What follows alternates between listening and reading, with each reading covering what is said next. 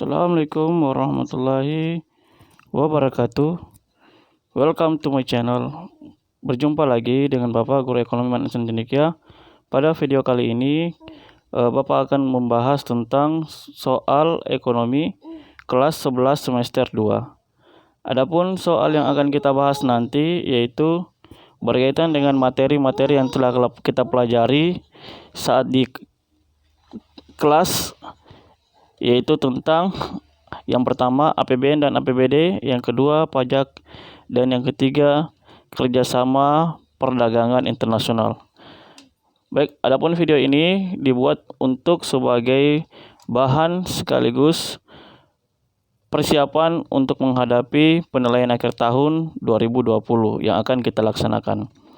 Selanjutnya langsung saja kita ke soal yang pertama. Perdagangan internasional adalah A. Perdagangan yang dilakukan dalam suatu kota dengan memperjualbelikan barang-barang yang berasal dari luar negeri. B. Perdagangan yang dilakukan oleh dua negara dalam satu kawasan yang sama yang saling menguntungkan.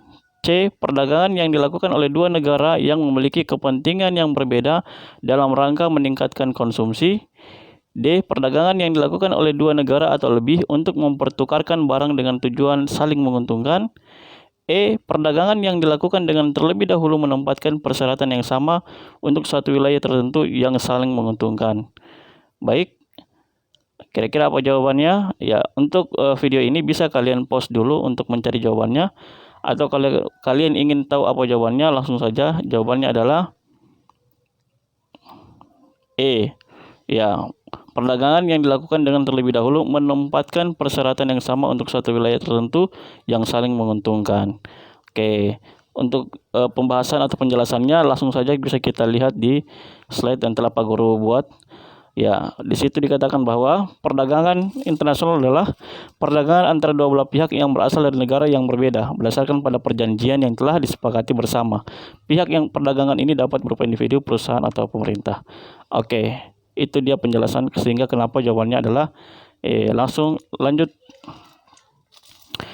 Dalam pelaksanaannya, WTO menentukan bahwa setiap fasilitas yang diberikan suatu negara kepada negara lain harus diberikan juga kepada semua negara anggota GATT.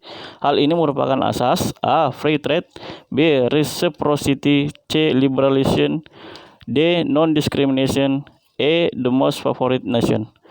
Oke, ya baik, Pak Guru sudah langsung tampilkan apa kira-kira jawabannya. Kalau kita lihat penjelasan yang ada ini, ya di situ dikatakan WTO adalah suatu organisasi perdagangan internasional yang mengambil alih nama GATT, General Agreement on Tariff and Trade. GATT sebagai suatu persetujuan internasional yang mengatur mengenai tarif perdagangan yang non-discrimination. Ya, oke, di situ ada lanjutannya. Adanya aturan mengenai perdagangan internasional sehingga menyebabkan terjadinya pelanggaran serta diskriminasi dalam perdagangan internasional tersebut. GATT ini hanya berfokus pada pendistribusian barang dan kurang memperhatikan arus jasa yang terjadi saat itu. Itu dia. Itu karena adanya non-discrimination sehingga kemudian dalam pelaksanaannya WTO harus juga kemudian memberikan fasilitas kepada semua negara anggota. Oke, lanjut. Lembaga Ekonomi Internasional Monetary Fund atau IMF didirikan dengan salah satu tujuannya adalah A. Membantu negara-negara anggota yang mengalami defisit neraca pembayaran. B. Membantu negara-negara anggota dalam permodalan. C. Membantu negara-negara berkembang di bidang pertanian. D. Membantu perkembangan ekonomi, kebudayaan, dan kesehatan. E. Mengatasi hambatan-hambatan dalam perdagangan internasional. Oke, baik. Monetary Fund, ya, oke, sudah tahu jawabannya. Kalau kalian ingin cari dulu, silahkan di-post lagi videonya. Tapi kalau tidak langsung, langsung saja jawabannya adalah A. Membantu negara-negara anggota yang mengalami defisit neraca pembayaran. Oke, mengapa jawabannya A? Langsung saja kita lihat ke penjelasannya. Di sini Pak Guru tampilkan fungsi atau tujuan IMF. Di tujuan yang nomor 6 di situ jelas tertulis Tujuan IMF adalah membantu dalam mengatasi ketidakseimbangan struktur neraca pembayaran negara anggota. Oke, mungkin kalian agak bingung antara A dan B. Ya betul. B juga kalau kita lihat di situ ya bisa saja masuk karena di option atau di tujuan nomor 3 di mana di situ dikatakan membantu dalam memecahkan permasalahan perekonomian negara anggota sehingga bisa memperluas kesempatan kerja. Ya, oke. Di sini juga bisa kita istilahnya nanti kita analisis lagi lebih dalam yang mana jawaban yang paling tepat. Tetapi untuk jawabannya Pak Guru simpan opsinya adalah A. Lanjut. Lembaga Kerjasama Ekonomi Internasional yang bertujuan mengusahakan keseimbangan perdagangan dan harga di pasar dunia dengan memperkecil hambatan perdagangan internasional yang menyangkut tarif. B yang masuk adalah A. IMF, B. World Bank, C. WTO, D. UNDP, E. APEC.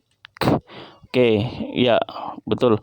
Jawabannya adalah yang berkaitan dengan World Trade Organization. Ya. Oke, langsung kenapa penjelasannya begitu? Silakan kalian baca. Ya, di sini tentang Organisasi Perdagangan Dunia (WTO). Ya, oke, dibuat pada 1 Januari 1995, didirikan. Ya, berkaitan dengan tarif. Oke, lanjut kita ke soal berikutnya. Kerjasama ekonomi berdasarkan negara yang terlibat meliputi kerjasama bilateral, multilateral, regional, dan antarregional. Contoh bentuk kerjasama ekonomi regional atau wilayah. Oke, di situ kita lihat ada yang jelas ASEAN, ya, itu sudah jelas wilayah atau regional. Oke, kita lanjut, kita lihat apa kira-kira jawabannya. Apakah E? Oke, itu dia. Ya, kalau kita lihat di sini di pembahasan ini ASEAN masuk, kemudian APEC juga masuk dan OPEC juga masuk, sehingga jawabannya adalah benar E. Ya, regional atau wilayah ya. Oke, kita lanjut. Pemerintah Indonesia dan Singapura sesama negara ASEAN bersepakat saling menukar barang hasil produksi masing-masing. Kesepakatan ini dapat digolongkan sebagai kerjasama A. Bilateral, B. Regional, C. Multilateral, D. Antarregional, E. Internasional. Oke, di situ kita lihat pemerintah Indonesia dan Singapura sesama negara ASEAN. Ya, oke.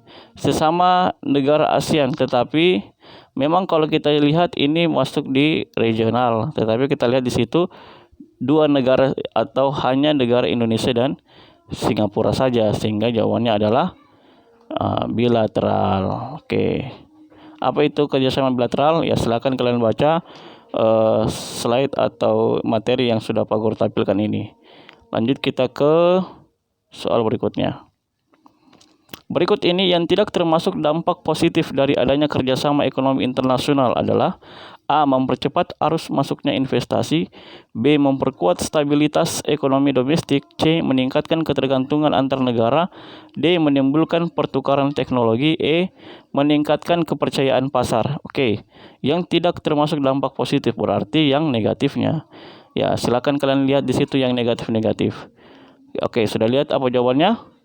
Ya, jawabannya adalah C. Meningkatkan ketergantungan antar negara. Ya, oke, itu bisa kita bisa dibandingkan dampak positif dan negatif di slide atau pembahasan yang Pak Guru sudah tampilkan ini. Ya, lanjut. Hal berikut ini merupakan ciri pajak yang dapat dibedakan dengan ciri pungutan resmi lainnya, yakni A. Bersifat memaksa, B. Dipungut oleh pemerintah daerah saja, C. Jatuh temponya disesuaikan dengan pemakaian, D. Didasarkan pada peraturan pemerintah, E. Balas jasa diterima secara langsung oleh pembayar pajak. Oke, baik, bagaimana? Sudah dapat jawabannya? Ya, jawabannya adalah B. Dipungut oleh pemerintah daerah saja. Kenapa bisa jawabannya B? Ya, silakan dibandingkan atau dibaca analisis pembahasan yang sudah Pak Guru tampilkan ini antara perbedaan pajak dengan pungutan resmi lainnya. Oke, baik, kita lanjut ke soal berikutnya. Dari segi pemungutannya, pajak penjualan atau PPN tergolong sebagai pajak yang bersifat A. progresif, B. sukarela, C. paksaan, D. langsung, E. tak langsung. Oke, baik. Ya, sudah lihat apa jawabannya? PPN. Ya, PPN termasuk pajak ya tak langsung, ya pajak pertambahan nilai. Oke, kenapa tak langsung? Karena dia sebenarnya yang membayar adalah konsumen, namun yang kemudian membayarnya secara langsung ke kantor pajaknya adalah produsen, ya. Tetapi dalam hal ini sebenarnya yang membayar adalah konsumen, makanya disebut sebagai pajak tak langsung. Oke, lanjut. Pada sistem pajak penghasilan progresif, penghasilan seseorang yang semakin tinggi dikenakan A. jumlah pajak yang semakin besar, B. jumlah pajak yang semakin kecil, C. tarif pajak yang semakin besar, D. tarif pajak yang semakin kecil, E. pajak yang adil. Oke, baik. Pada sistem pajak progresif, ya progresif berarti semakin besar, ya. Oke, jadi jawabannya jelas adalah A. jumlah pajak yang semakin besar. Berarti semakin besar penghasilannya, maka tarif pajaknya juga yang dikenakan semakin besar. Ini biasa dikenakan pada pajak penghasilan dan juga pajak bumi dan bangunan. Ya, yang pajak tetap ini diterapkan pada pajak pertambahan nilai 10%. Ya, oke, itu dia jawabannya. Silakan untuk penjelasannya bisa kalian baca tampilan yang sudah Pak Guru tampilkan di layar. Lanjut. Tarif pajaknya tetap, tetapi semakin besar pendapatan semakin besar pula pajak yang harus dibayar. Maka sistem pajak tersebut adalah A. progresif, B. proporsional, C. tarif tetap, D. degresif, E. regresif. Oke, apa kira-kira jawabannya? Ya, baik, jelas jawabannya yaitu ya tarif pajaknya tetap. Oke, jawabannya B. Mungkin kalian tebak C, ya, tapi yang benar adalah B. Penjelasannya adalah itu dia. Pajak proporsional adalah tarif pajak yang persentasenya tetap meski terjadi perubahan dasar pengenaan pajak. Gitu. Sebesar apapun jumlah objek pajak karena tarif pajak proporsional, maka persentase pajaknya akan tetap. Dengan demikian semakin besar jumlah yang dijadikan dasar pengenaan pajak akan semakin besar pula jumlah pajak yang harus dibayarkan. Oke, baik, lanjut. Pemerintah daerah Sumatera Selatan berencana memberikan porsi pembagian pajak yang lebih besar pada tahun anggaran 2015 untuk pemerataan pembangunan bagi daerah tertinggal dan daerah miskin. Dalam hal ini berarti pajak melakukan fungsi A. alokasi, B. distribusi, C. mengatur, D. stabilisasi, E. pembiayaan. Oke, di sini mungkin kalian bisa menebak kira-kira apa jawabannya kalau Pak Guru antara A dan B, alokasi atau distribusi. Ya, baik, jawaban yang benar adalah B, distribusi. Mengapa jawabannya B? Ya, silakan dianalisis penjelasan yang Pak Guru tampilkan ini terkait dengan pembahasan soalnya. Oke, kalau sudah kita lanjut ke soal berikutnya. Ya, pada APBN tahun 2014-2015 terdapat uraian sumber pendapatan dan belanja negara seperti K1 hibah, 2 pembayaran cicilan utang, 3 pajak pertambahan nilai, 4 pajak perdagangan internasional, 5 subsidi BBM, 6 bagian pemerintah atas laba BUMN, 7 migas, 8 pembiayaan pembangunan. Dari uraian sumber pendapatan dan belanja negara tersebut, yang termasuk sumber pendapatan negara adalah, berarti kita harus tahu dulu sumber APBN ya dan sumber APBD supaya bisa kita bedakan. Nomor 1 hibah itu masuk ya termasuk sumber pendapatan APBN sekaligus APBD. 2 pembayaran cicilan utang bukan pendapatan tapi pengeluaran sehingga nomor 2 itu tidak masuk. 3 pajak pertambahan nilai ya termasuk kategori pendapatan dan pendapatan negara. Berarti 3 masuk. 4 pajak perdagangan internasional ya masuk juga. Bea cukai misalnya atau tarif impor dan ekspor. Kemudian 5 subsidi BBM, 6 subsidi termasuk pengeluaran, 6 bagian pemerintah atas laba BUMN, 7 migas, 8 pembiayaan pembangunan, 7 migas termasuk juga pendapatan negara. Berarti jawabannya adalah 3, 4, dan 7. Ada jawabannya? Oh ya, oke. 3, 4, 7 masuk, 6 bagian pemerintah laba BUMN, ya betul. 6 juga masuk karena itu termasuk pendapatan negara. Jadi laba BUMN itu masuk ke dalam kas negara, sehingga jawabannya adalah C. Ya baik. Itu dia penjelasannya kalau kita ingin lebih analisis lebih dalam lagi terkait dengan sumber-sumber pendapatan negara.